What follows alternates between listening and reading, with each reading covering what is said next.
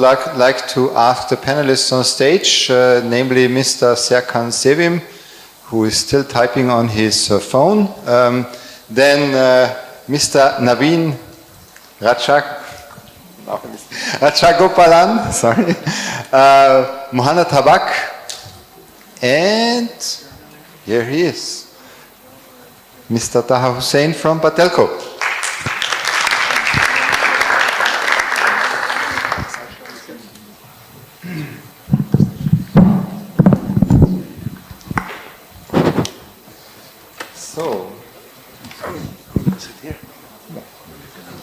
Come closer, don't be shy, okay? Before we start, maybe, because maybe not everybody knows you.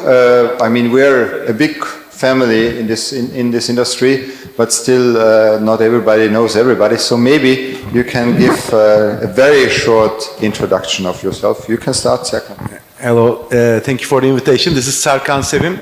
I am the founder and CEO of MENOG, one of the biggest CDNs in this region. Marhaba, Taha Hussain from Patelco, from the global team and managing the Manama IX. Hi, good afternoon all. My name is Naveen. I'm the Senior Director for Middle East, Africa and Asia Pacific for Kalam Carrier Solutions. Hello, this is Mohannad Habak from Aqaba Digital Hub, NITIL. I'm the Director of Operation. So, thank you guys. Let's start right away. Let's jump into the topic, and I want to start with you, Serkan. First of all, congrats for getting an award just 1.5 weeks back for being the first content network to appear in the region on the UI Exchange. So, which means you basically started with peering in 2012, November, if I'm not wrong. Can you tell us a little bit what have changed, what you have seen in this 10 years, and where you see the industry today? Well, again, thank you. Actually, Bernd's presentation was really good because probably most of us are engineers and we love data. So he showed in terms of latency and network what happened for the last 10 years. And thank you for the award, by the way.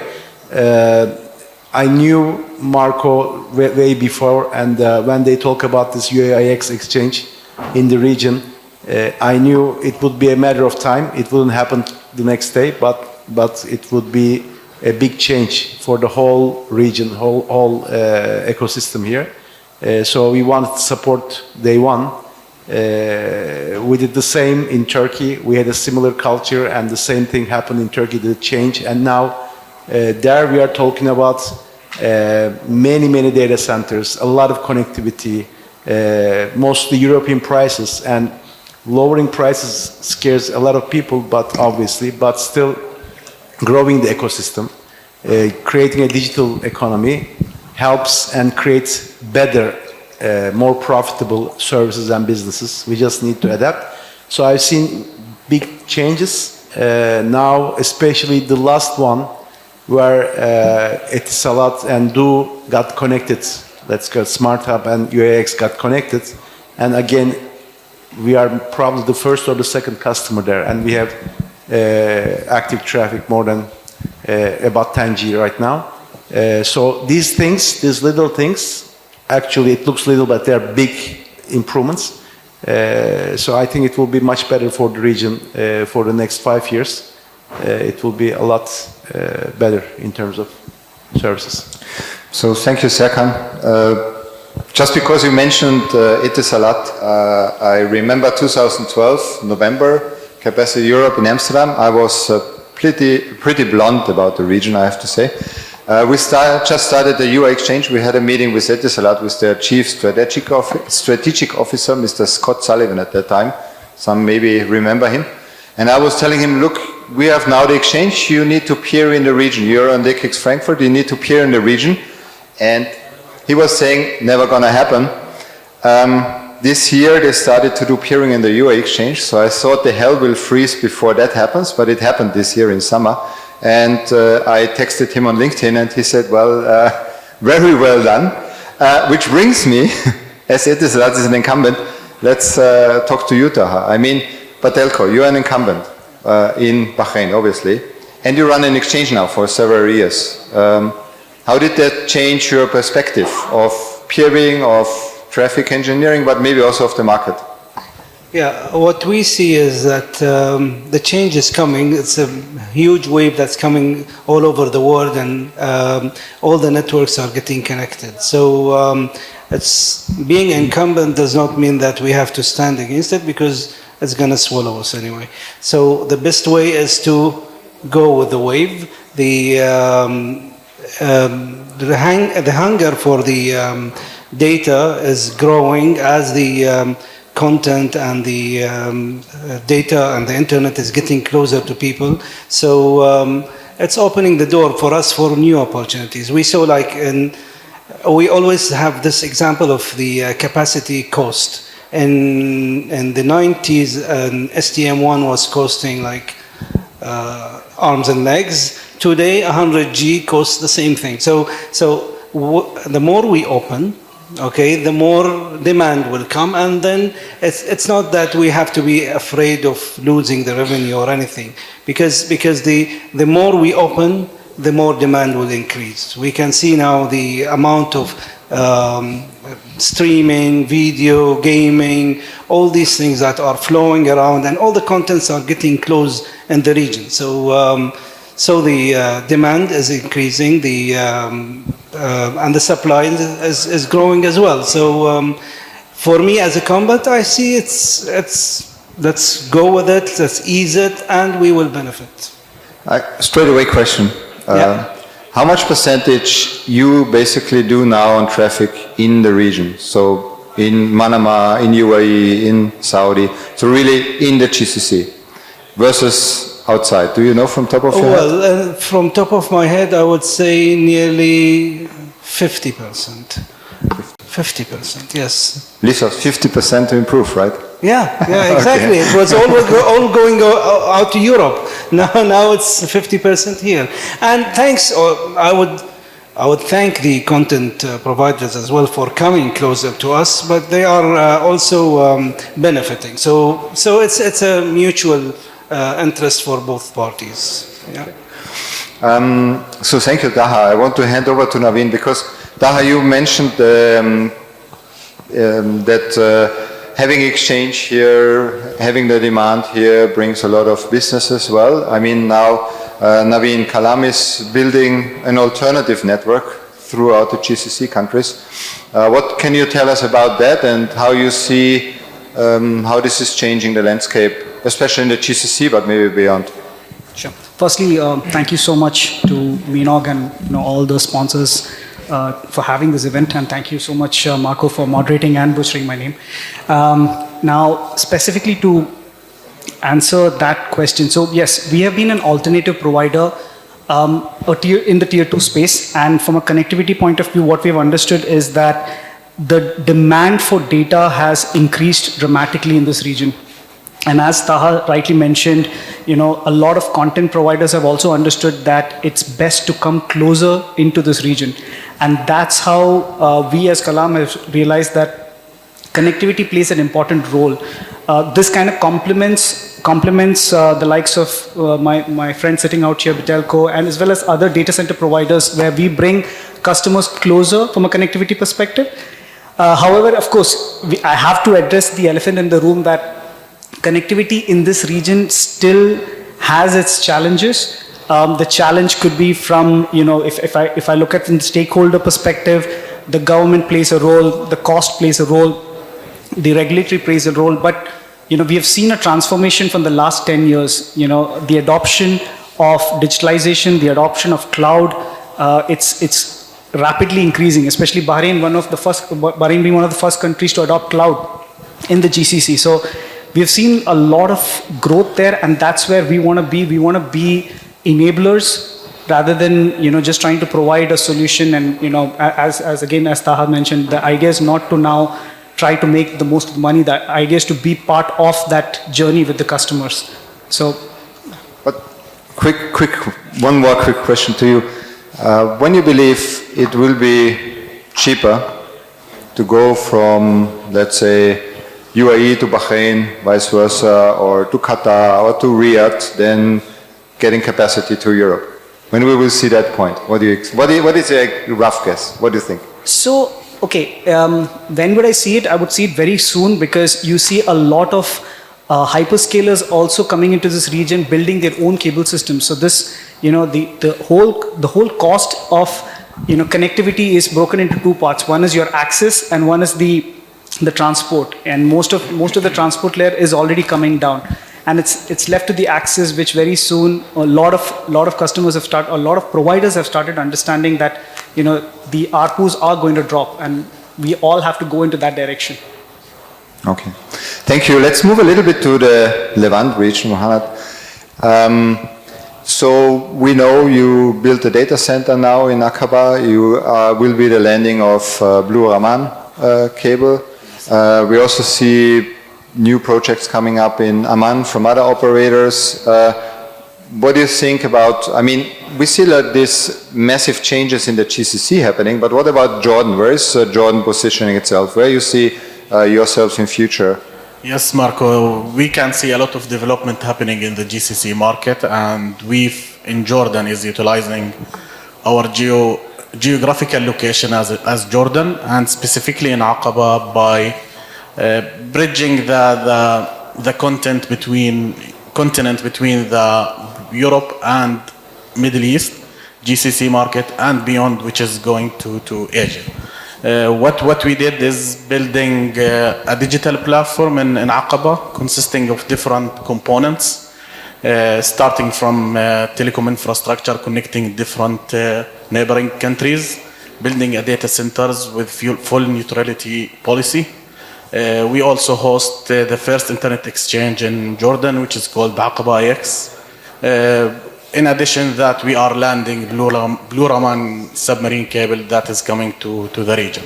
So basically, we think that Jordan can play a good role in bridging what is happening in the GCC market with the Levant region. So we are now connecting Palestine territory with Aqaba.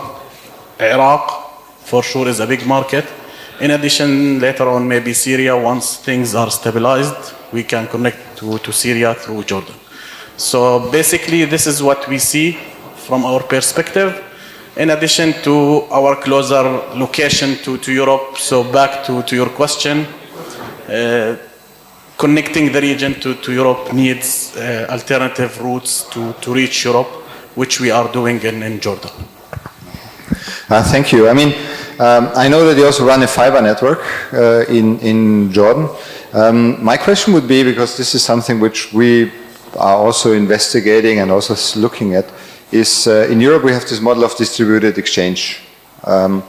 When you think, and this is a question to all of you, when you think, and we know it's valid for Turkey, by the way, but when you think it will be feasible to get fiber in a city, in metros, to have distributed exchange models like in different data centers, and maybe we then touch after that the data center topic, but what do you think? Who want to answer? What about Saudi Arabia? What about Bahrain? What about Kuwait and other countries? What do you think? When we will see, and who will be the first one to offer that?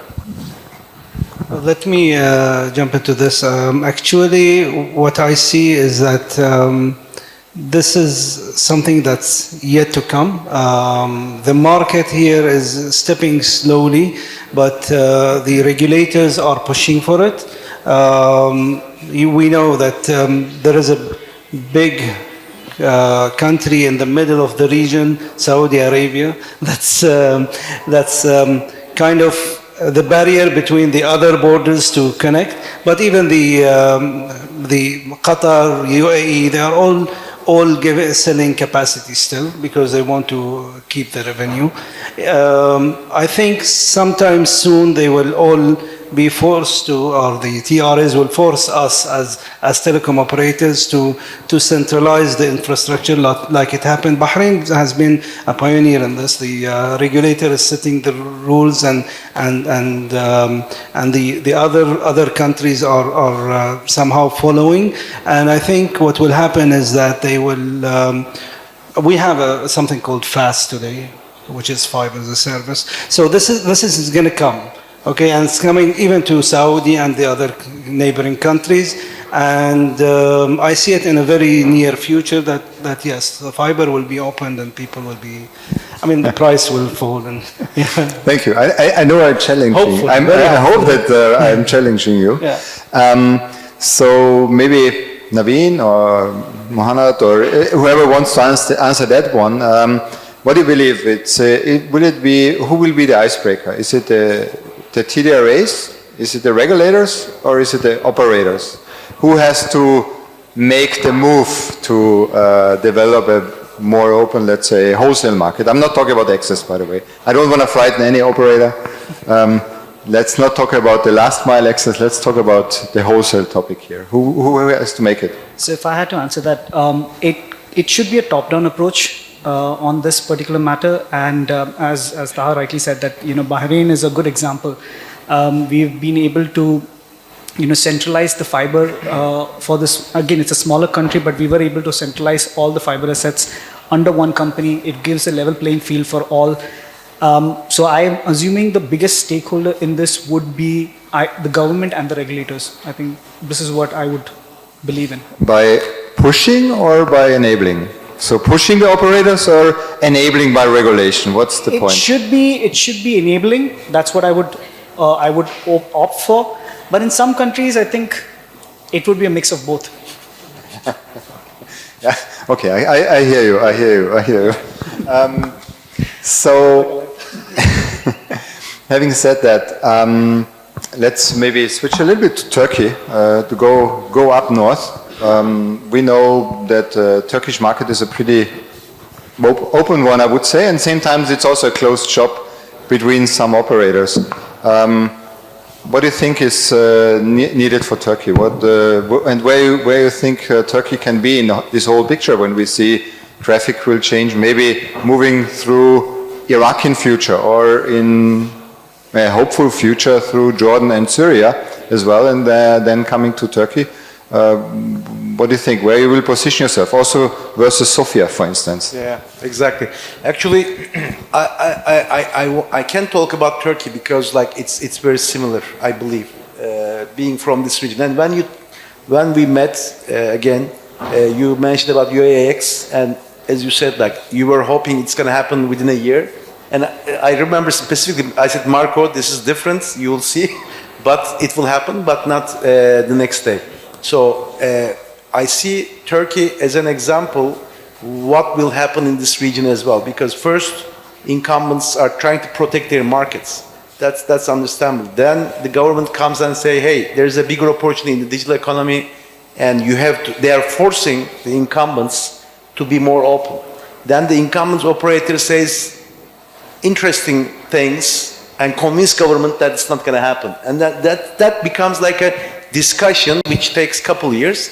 But now what happened for the last 2 years, I can say, right after the pandemic, Turkey is literally exploding, and now the operators are literally racing to build more data centers, to be more open, to build more fibers. I'm getting crazy. We got offers everywhere. We are in 11 locations right in Turkey, and so this can happen here. And who will start? I cannot say this is government or the operator or one party. It will be a lot of convincing, a lot of discussions. For example, today I was talking to some operator, local, one of the operators in Bahrain. So I'm not sure if it's confidential or not, but they are hosting blockchain platforms, they are hosting GPU platforms. Did we think about that 10 years ago? No, there were no such thing. So once you start to enabling some services, like some operators start to integrate, and more CDN come, and more different providers come, even we cannot imagine now, and the economy becomes bigger, and this race definitely 100% will happen. We don't know the time, but it will happen. So the first mover advantage. Will or is? Huh? I'm asking, will or is it already happening? It started, but the way I see from the Turkish example, it's not exploding right now. But we see a lot of support as a CDN provider, and one of the big ones here actually. I think we are as big as Akamai now. But we see a lot of support from the operators. It wasn't like that. It wasn't. We were trying to get into the operator and convince them. Now they are literally asking how we can build better business together, which is a great move. But explosion, I think next year and 2024, we will see what I mean by that. Okay. Okay. Thank you. Which I really, and if you have an answer to that, Taha, we always hear this story about the cake.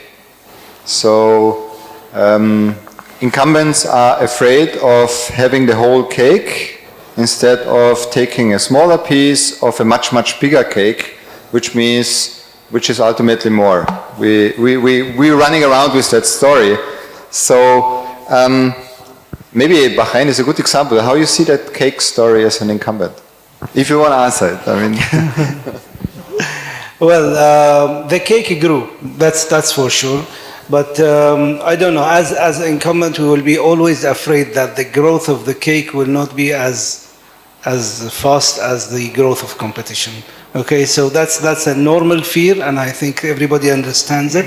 But yes, the market is growing, and we see that we're still doing good business, and there is chance for others to play in the market as well, and that's what we see since the regulations and the openness for competition in Bahrain.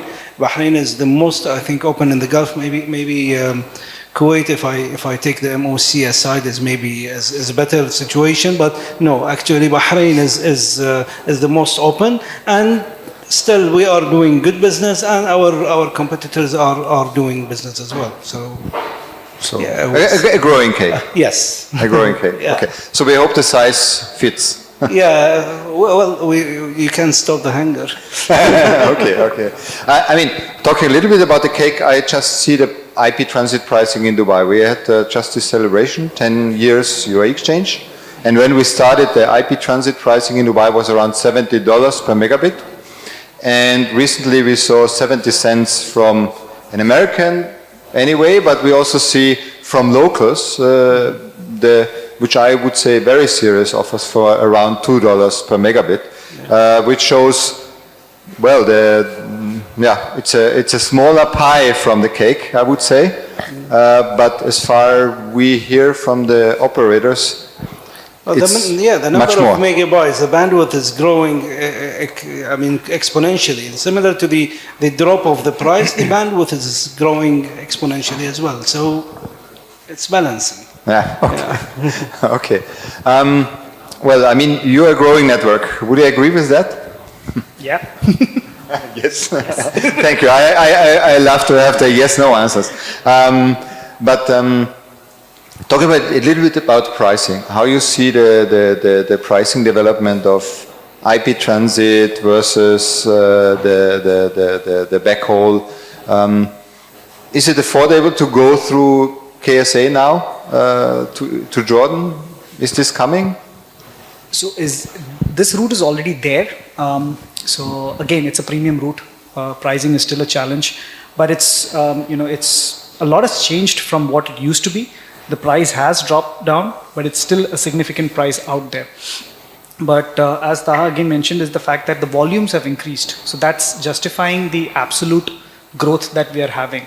So this helps us in even expanding. And we as an organization, what we have been doing is, again, we are in the tier 2 space. So we are not going with heavy bandwidths. We are trying to ride on the likes of the telcos or the world. We're trying to ride with them.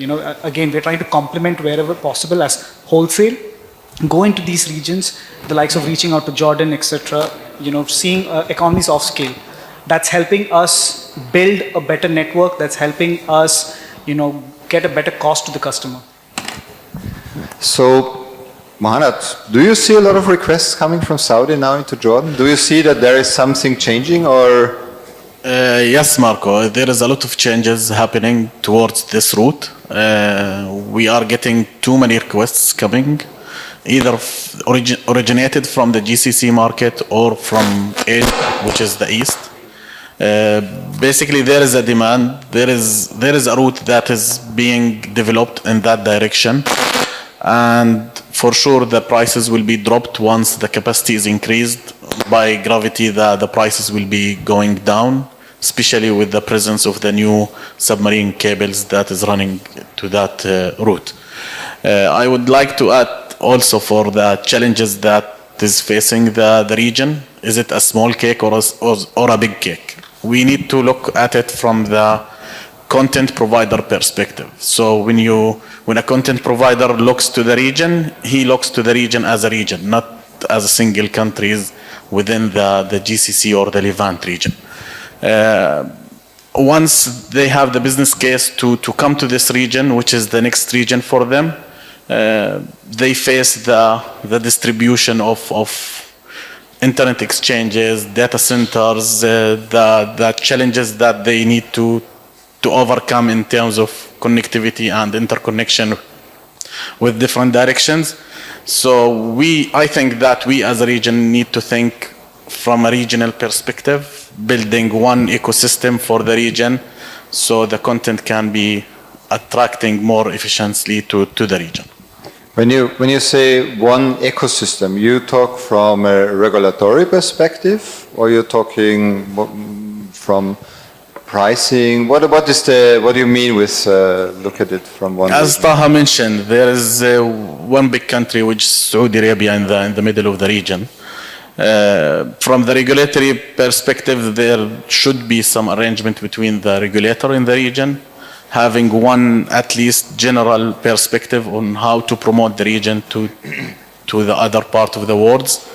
And for sure, the big operator needs to have a good positioning, grabbing these content to the region as a region, not only a single country.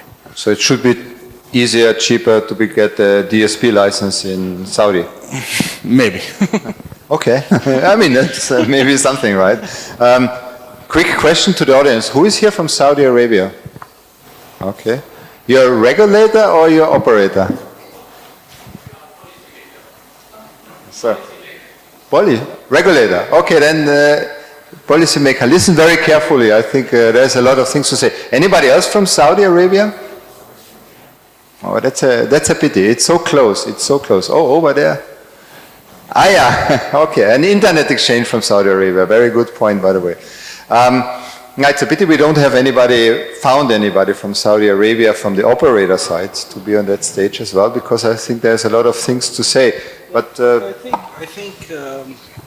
I think the operators will always follow what the regulator will dictate at the end of the day. So policymakers are always encouraged to look into opening the market more and more, because that will attract more business to the country and to the region overall.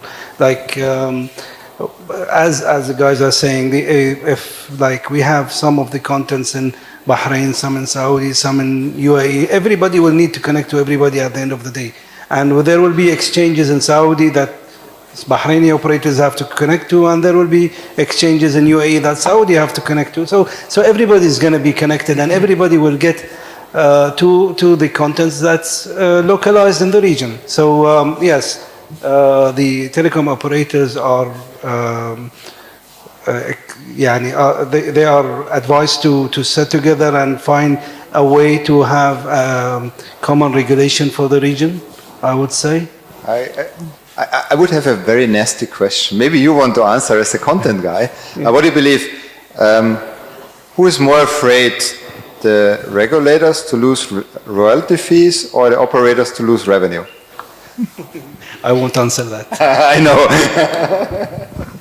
I mean, I wanted that our story, how we get into Saudi, since we have the regulators as well, we got big help from them, because one day it was almost a dream for us to install POPs in Saudi, right? So I couldn't believe it 3 years ago. So one day we got an email from Sykes, they know where about Saudi exchange, supported by the government. They said, hey, we want to support you, can you come? Honestly, I couldn't believe it. So I didn't reply. And then I got another email, hey, we didn't get a reply, we want to help. I said, okay, let's have the meeting. and we had the meeting. Our first POP was very, very small, 2 or 3 years ago in Sykes, and that initiated the other operators to approach us because government was asking them to connect in Sykes and exchange traffic there. So I think that that's a good example how a regulator can help by, you said, by forcing or enabling. I think this is enabling, kind of like they build an exchange and then it becomes an example. So I expect Saudi to one of the biggest players in this region with the help of the government. So hopefully for the whole GCC region it will be a good example like Dubai and Saudi. It feels a bit like Saudi is the big elephant in the room because we don't have Saudi on stage, so maybe I also need to defend now Saudi a bit because recently I also had that experience that there's a lot of help from the Ministry of Communication, the regulator. There's a lot of ambition, and when you are in Riyadh you have this feeling it's like a wave is coming. So I think there's a lot of things changing, and I mean this in a very positive way. But it's a long way to go. I mean, we see a lot of data center investments in Saudi as well, and I think we will see the first neutral data centers there as well. But the biggest question which drives me, for instance, is will they also allow independent fiber in between the data centers to enable a real market? And this will be, I mean, metro. I'm not talking even about between metros. Because this is the biggest hindering factor currently, in my opinion. But anyway, so we've talked about Saudi, we've talked about regulation versus operators and so on. Let's talk a little bit about the content, because I have the feeling we have the big content is in the region. Do you have the feeling it's always helpful what the content is doing, or also sometimes not so helpful, the politics the content is playing in that region as well? Who wants to answer? You should not answer. You should not answer. You can say you are helpful, right? Well, I think they are looking after their own benefits, and that's their right. They have nodes all over the place. The biggest names, AWS, Meta, Google, are all here. And they are in Oman, they are in UAE, they are in Bahrain. And I think soon a lot of them will be in Saudi as well.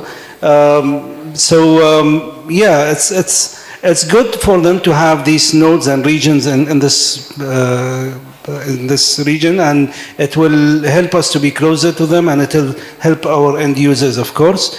But I think the way it's done, sometimes it's on the it's not that beneficial for the operators. It's kind of creating. If they have to go with nodes in each and every country, okay, it's going to make it like we are using a lot of caches for the contents. Okay, we want to have this direct access to the large nodes in the region. Okay, this way it's going to be easier for and better service for all our customers, rather than having to cache in every single operator in country. So I don't know the way or the driver of each of the OTTs have their own way of thinking. Maybe they can explain it better. But I think they have to have big regions and like not disputed in every country. Should be centralized somehow. That will doesn't have to be all in one location, but it has to be somehow centralized. It's going to make it easier for us as operators. That's what I think. But we also know that GDPR is also playing a role here, right? Yeah. I mean, you have to have a node in every country if you want to build cloud, for instance. More or less, you have to do that. So, yeah. But I hear you. I mean, is it? But I think for the big operators, it's not a big deal to build in every country. Meanwhile, right? Not really, but for everybody to reach them, it's I hear what you say. Yeah. Yeah. So building a POP which makes it attractive for the, let's say, smaller content, that's getting more tricky then. Yeah. Okay. Yeah. But maybe, Serkan, sorry, Naveen, but maybe you want to talk a little bit about this content distribution, how you see it. I mean, you have a big network meanwhile, but you're not one of the top 4 OTTs in the world, so maybe Of course, you can... yeah. I mean, yeah, we are a lot smaller company. The only thing we focus in this region, that's why we are strong. Content needs to be understood. There are different types of content. We talk about large object, we call it, video and software patches. That consumes a lot of bandwidth, and this has the lowest revenue for a content operator actually, because the high traffic. But also the other content is software codes, microservices, you know, which are developing now, and this is where the big hyperscalers make a lot of money. So most of them are not focusing on the CDN or content network because it's a low margin product for them. But when you sell storage or compute or other valid services, that's also to me is become like content. And I agree, I wish the connectivity is there and we could build one large central location and many edges. It's cost effective for everyone and it's easy. But once there is no connectivity, for example, our POP in Etisalat is a big one. So I have to literally go with the team and discuss where we can connect to this. And the truth is, none. And then you go back to other countries, you say, okay, we built a large one here, and then where can we connect? And there is not many options, and it becomes like a big mathematical problem, which is where, and since at Medianova, we are focusing in this region, it's my job to solve this problem. And it's my job to tell this problem. For example, we discussed Saudi, but again, I want to give another example from them. Like they want to stream football games on net, right, in Saudi. So, and there's a big peak, like 1 terabit of traffic coming to Saudi Football League during the game, and then it's over. So it's a different type of need from the content side. So you have to come up with a different pricing or modeling for this burst traffic, otherwise it will come from Europe, there is no way.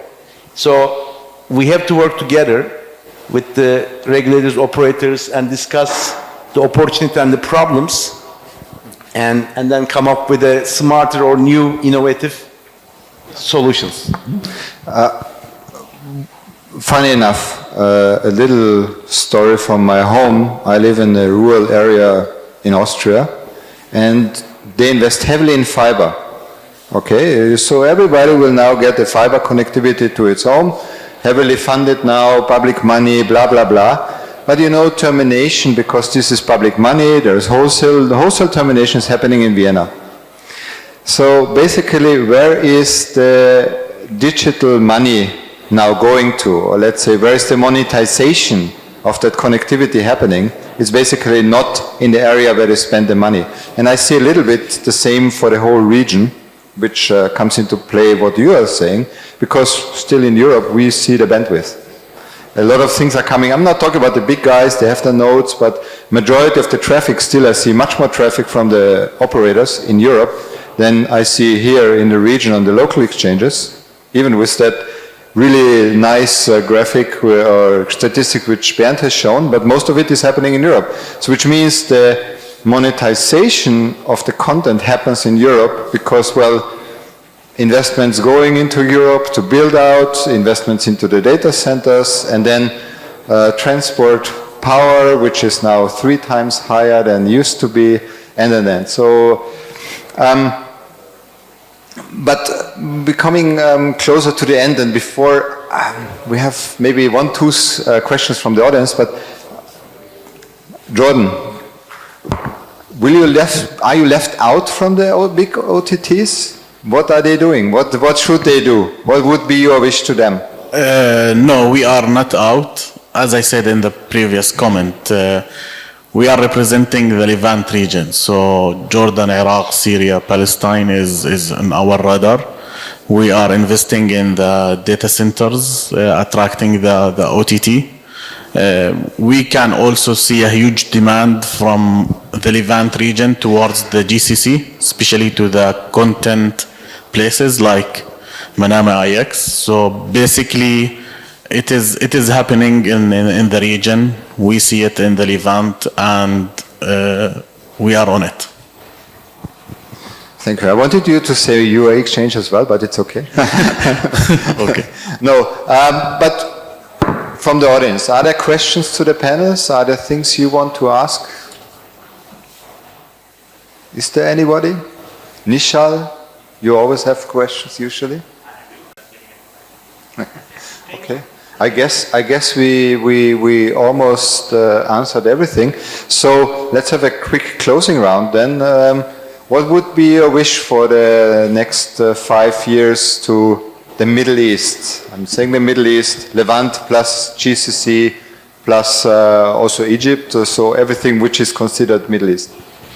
I would say more content hosted in the region with better interconnection agreement or peering agreement between the operators and countries.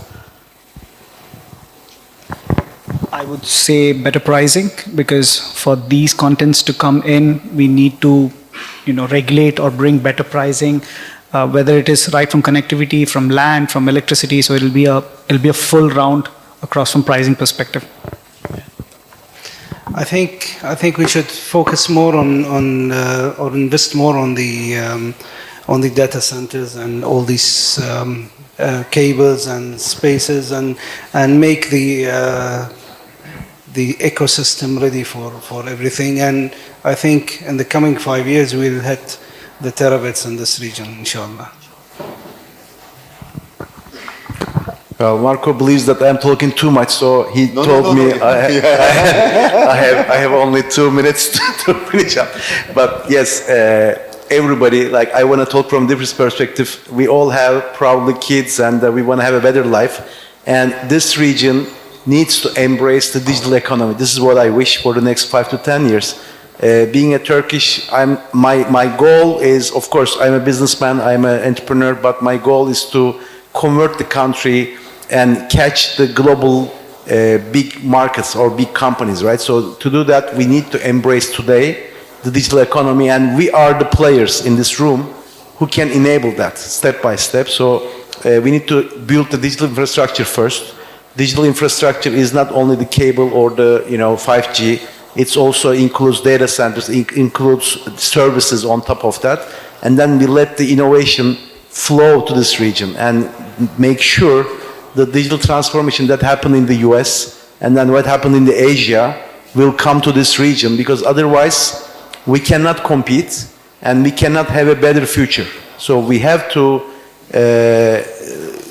embrace that. We cannot miss, like many of the countries here miss the industrial revolution. This is a digital revolution, and it happens maybe 300-400 years, every 400 years or so. We are lucky to be in this region. So that's what I wish for the next 5 to 10 years. We have goals, we have job to do for us and for the kids, so we have to think bigger than what it is today.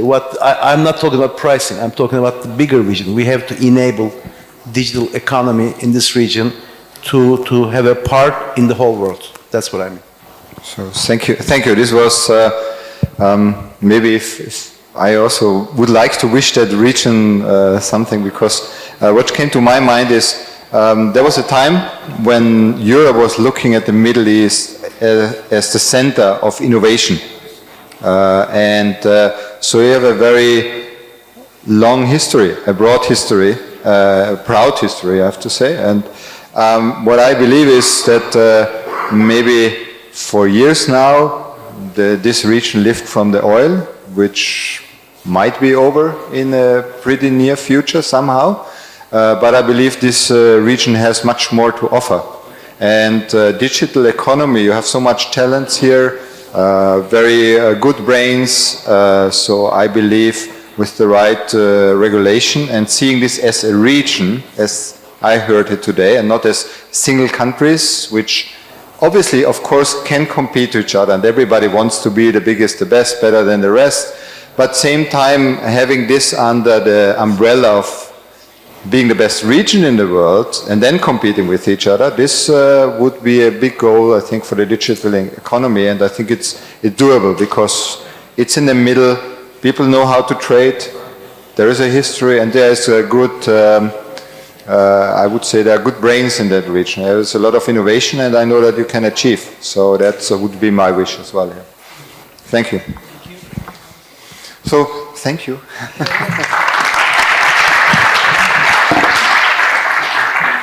Next, peering personals. I don't know if we have some.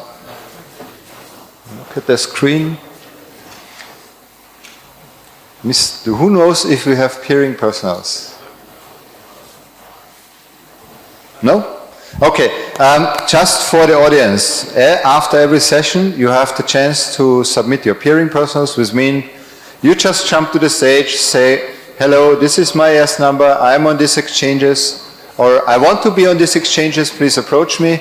I want to exchange my traffic local, and then you advertise about yourself. It's a very nice thing to do and pretty important. And the other thing, I think we still have some open slots for the lightning talks tomorrow. So if you have anything you want to talk tomorrow, then please don't be shy. Upload a small presentation, 5-6 slides.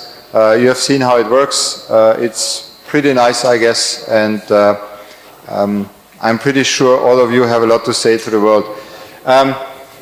Well, and now I don't want to be between you and the coffee break because I hope you have a lot of things to talk now in the coffee break. Thank you.